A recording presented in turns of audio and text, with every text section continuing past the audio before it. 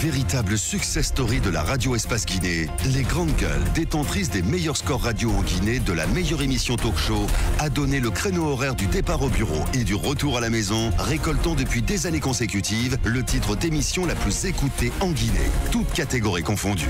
Un grand total de plus de 5 millions d'auditeurs ont été fidèles au talk show Les GG, diffusé jour après jour sur toutes les stations du réseau Adafo Média de 9h à 10h30, un exploit qui restera longtemps dans les annales de la bande FM en Guinée.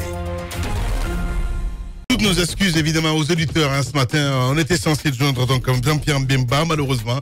Voilà, le téléphone ne passe pas. On va essayer de remettre ça parce que l'actualité aussi.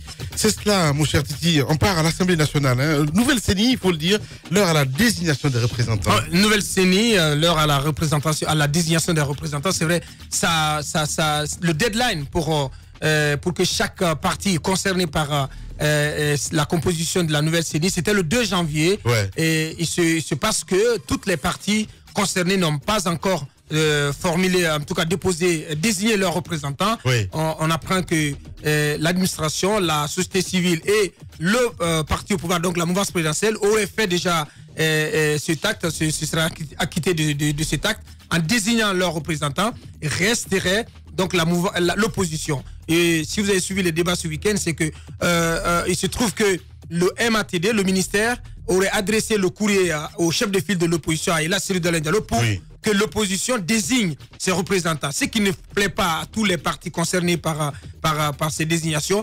Et les partis qui sont concernés, il faut le rappeler, c'est l'UFDG, c'est l'UFR et le PDN. Le PDN est contre le fait que un courrier express ne lui soit pas adressé par le ministre Bourema Condé. Donc, il estime qu'il n'est pas pour le moment concerné par ce processus. En tout cas, ce qui est à retenir, c'est qu'on doit aller très vite dans la composition et la mise en place de cette nouvelle entité pour qu'elle puisse entrer en fonction et nous dire rapidement à quelle date on peut organiser les élections législatives. J'apprends parce que généralement, le président de la CENI il sort du lot des représentants de la société civile. C'est des indiscrétions, c'est pas confirmé. Et éventuellement, on apprend que Dr Dansa Kourouma serait parmi donc les 2 personnes désignées au niveau de la société civile. Et il se raconte déjà qu'il est bien parti pour être le prochain président de la CENI. Voilà, on reste plus dans la liste. Sans blague. Sans blague. Le balai de quelques véhicules bombés aux alentours du siège de la maison commune. J'ai pris mon temps pour remarquer qu'il se passait à l'intérieur des bureaux donc dans sa Kourouma des choses assez importantes. Je pense que c'est cette fumée blanche peut-être à venir.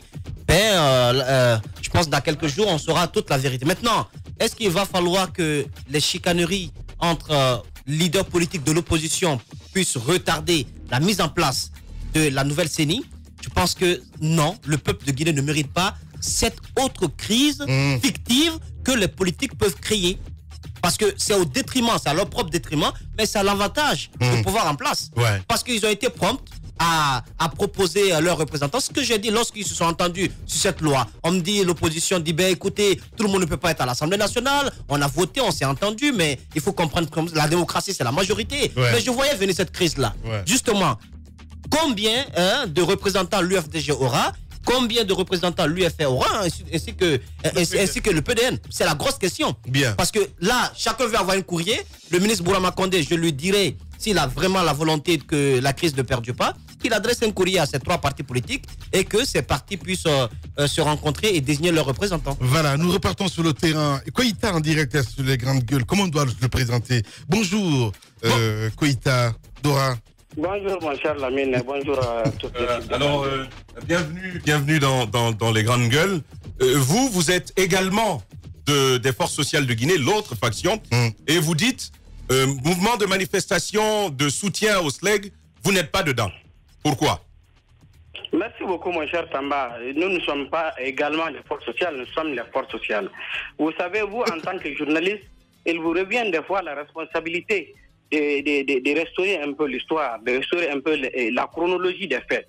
J'ai toujours dit à votre antenne, les forces sociales restent une et solidaires. Mais une fois encore, quand Abdourahmane Sano et un groupe d'individus ont créé de la pagaille de l'autre côté, j'ai tout fait avec tous les leaders de force sociale pour éclairer les citoyens sur ce qui se passe.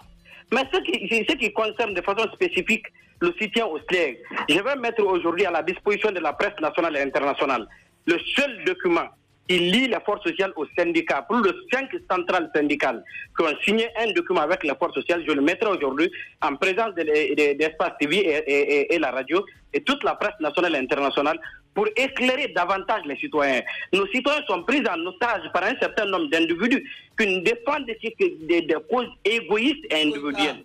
Mais écoutez. Nous avons écouté l'autre porte-parole de l'autre force sociale souffrir de l'entendre parce qu'il se réclame ici. Eh bien, on parle d'infiltrés et vous n'êtes pas trop loin de ce qualificatif selon eux.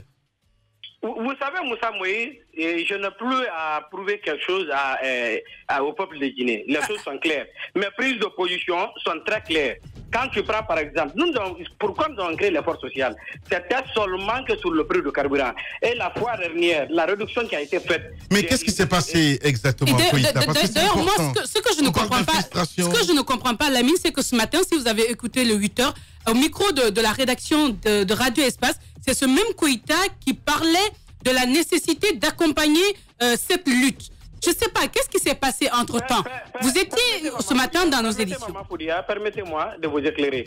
J'ai tout simplement dit, les forces sociales en tant qu'entité ne sont pas associées ni concernées par la manifestation des SLEG.